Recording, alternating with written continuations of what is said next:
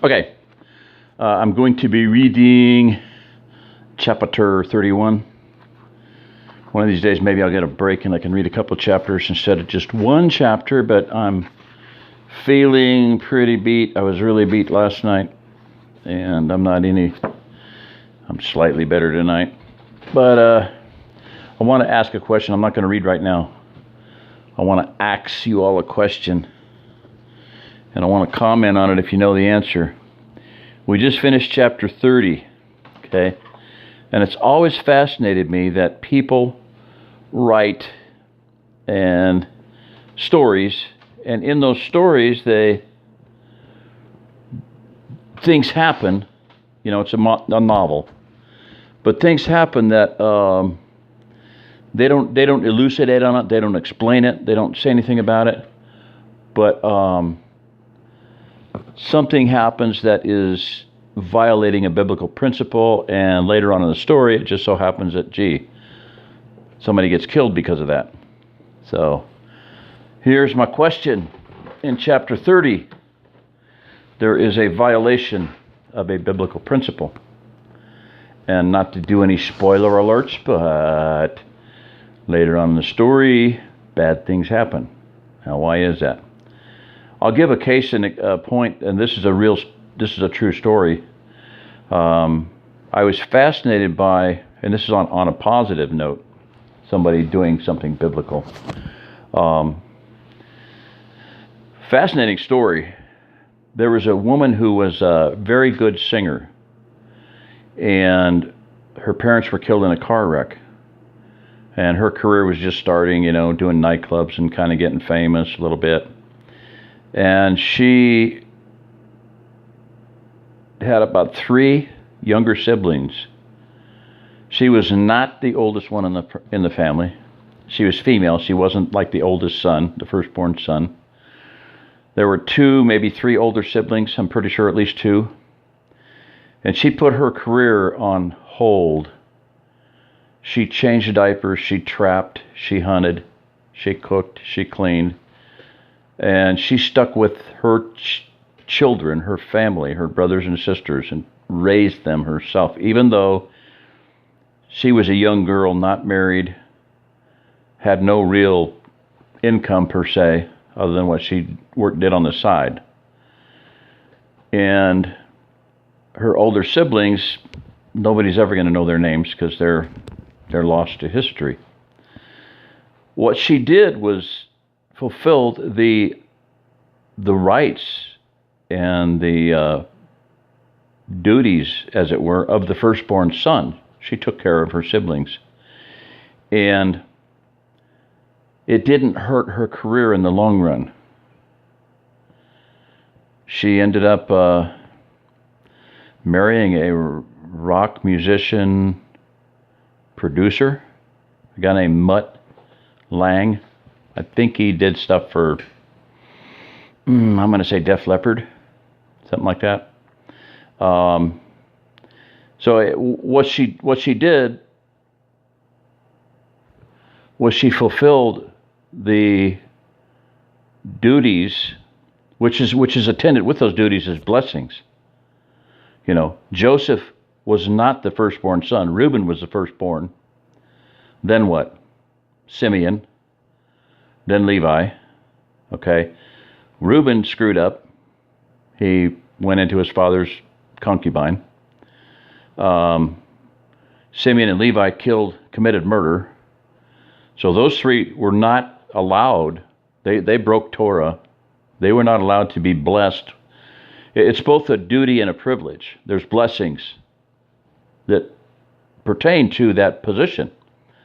And it's the position of firstborn son, the primogeniture, the laws of primogeniture.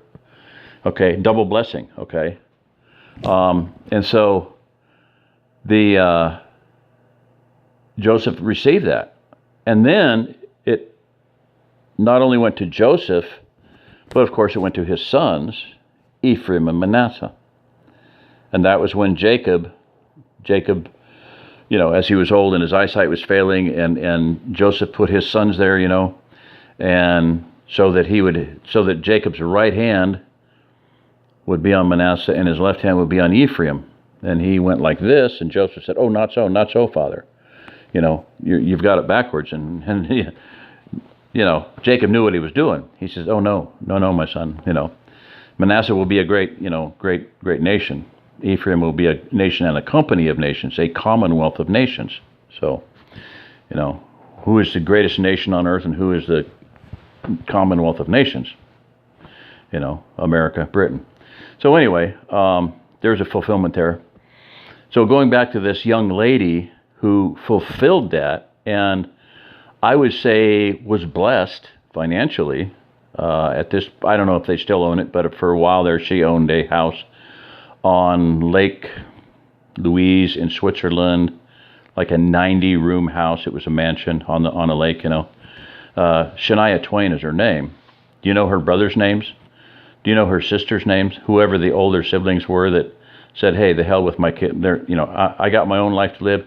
I don't care about my little brothers and sisters. They can all die as far as I'm concerned." That's what they said in so many words. They had no concern. They did not help. A young girl, unmarried, on her own, hunted, trapped, fished, skinned animals, cleaned, cooked, changed diapers, and did what she could to hold that family, to hold those kids together, so that they didn't have to be put over into foster homes and court systems and be raped by pedophiles in our legal system. So she was not harmed. Her financial status was not destroyed in doing that, shall we say. End of story. So, yeah. So, and I believe that still is, all those same things still hold true today. I have 3 sons, and who is going to receive the blessing of my right hand upon their life and their head, the double blessing. It remains to be seen. It's completely up in the air right now. If any of the 3, I'm not dead yet, So Benjamin and Joseph were the 2 latecomers. They were the 10th and 11th and 12th sons, the 11th and 12th sons. Jacob's wife, Rachel died in childbirth with Benjamin, or because of his birth. My mother died because of my birth. So, just some fascinating things that pertain to that whole situation. The Ephraim, Manasseh, and Zerah, Perez. I mean, I could go on and on. I've been texting one of my subscribers. Cattywampus. That's a cool name. Cattywampus McDougal. I could go on for 14, 15 hours, never repeat myself. I would probably repeat myself a little bit, but the story, just to recap, and bunny trails, because when I first saw this whole thing, I called it the million-piece jigsaw puzzle.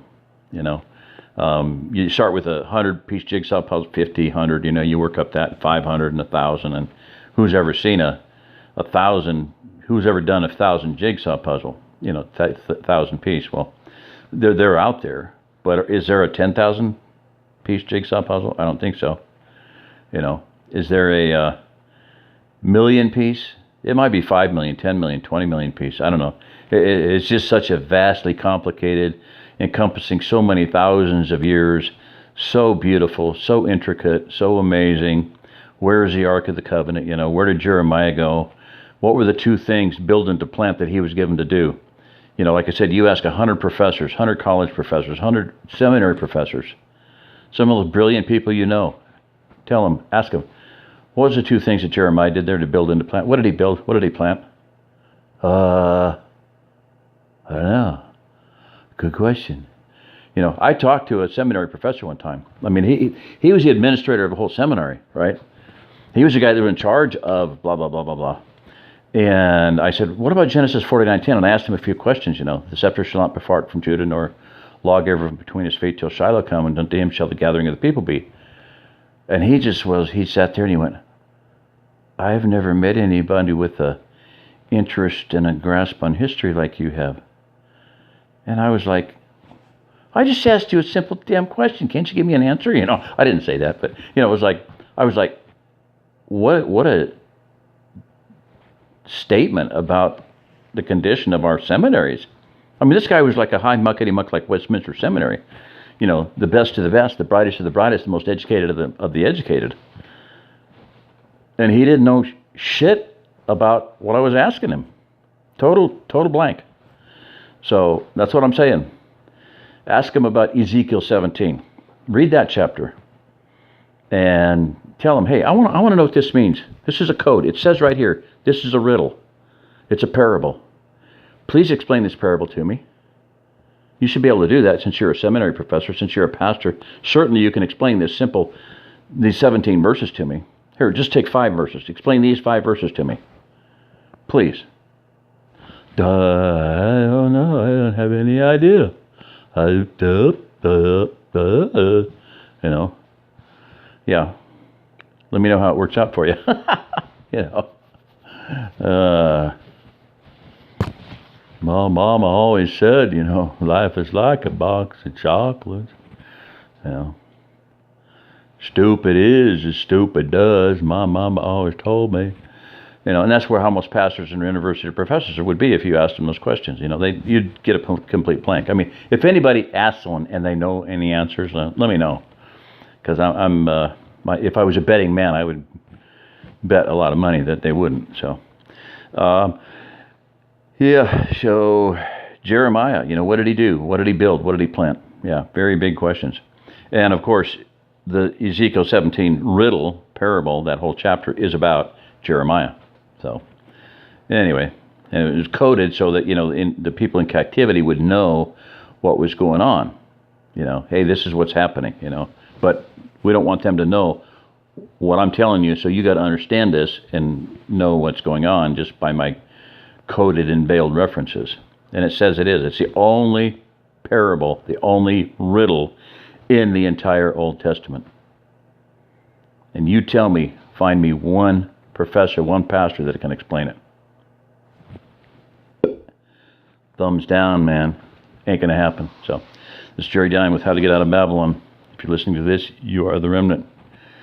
One thing you want to get out of Babylon, you understand how they got in Babylon, you know, how all this happened, and how Yahweh is planning to bring you out. And it's by taking Babylon down, and Babylon is about to fall, and you don't want to be under the tower when it falls, so get the hell out right now. It's about to happen. Alas, Babylon. Yeah. In wrath, remember mercy.